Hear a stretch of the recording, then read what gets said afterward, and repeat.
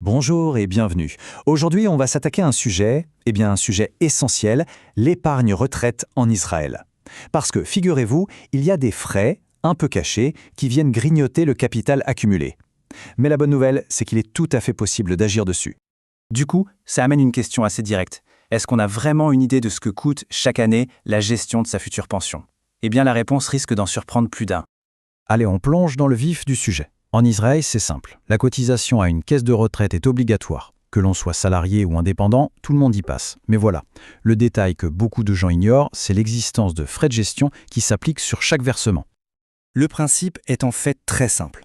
À chaque fois qu'on verse de l'argent, l'institution financière qui gère cette épargne, elle se rémunère. Son travail, c'est de faire fructifier le capital et en échange, elle prend ce qu'on appelle une commission.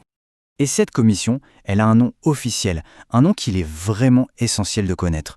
En hébreu, on parle de Demei Nioul. C'est ce terme-là qu'on retrouve sur les relevés de compte et qu'il faut absolument avoir à l'œil. Alors là où ça devient intéressant, c'est que ces frais ne sont pas uniques. Ce n'est pas un seul prélèvement, non. Il s'agit en fait de deux mécanismes bien distincts qui vont impacter l'épargne de deux manières complètement différentes. Voilà qui illustre parfaitement la différence. D'un côté, on a les frais sur les dépôts.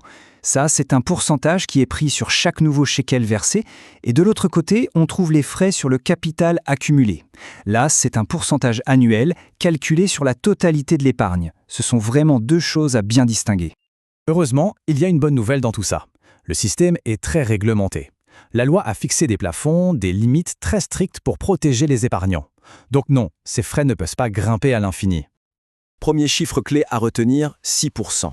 C'est le plafond légal, le maximum absolu qu'un organisme peut prélever sur chaque dépôt. Personne n'a le droit de facturer plus que ça sur les versements. Et le deuxième chiffre, tout aussi important, 0,5%. Ça, c'est le plafond annuel maximum pour les frais sur le montant total qui a été accumulé. C'est la limite, en fait, pour la gestion globale du capital. Bon, connaître ces chiffres, c'est une première étape. Mais maintenant, on arrive au point le plus important de cette analyse. Vraiment. C'est l'information qui peut littéralement changer le montant de la future pension. Et cette phrase, c'est une véritable règle d'or culturelle ici en Israël. Elle est au cœur de tout.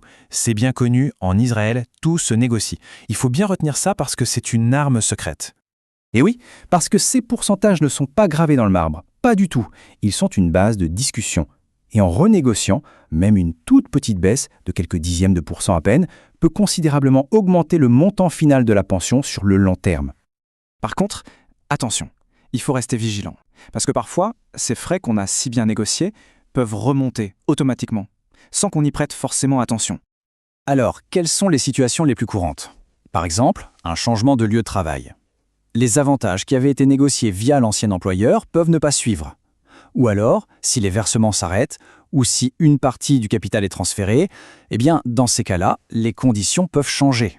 La vigilance est vraiment de mise. Alors, comment s'y retrouver et prendre les bonnes décisions?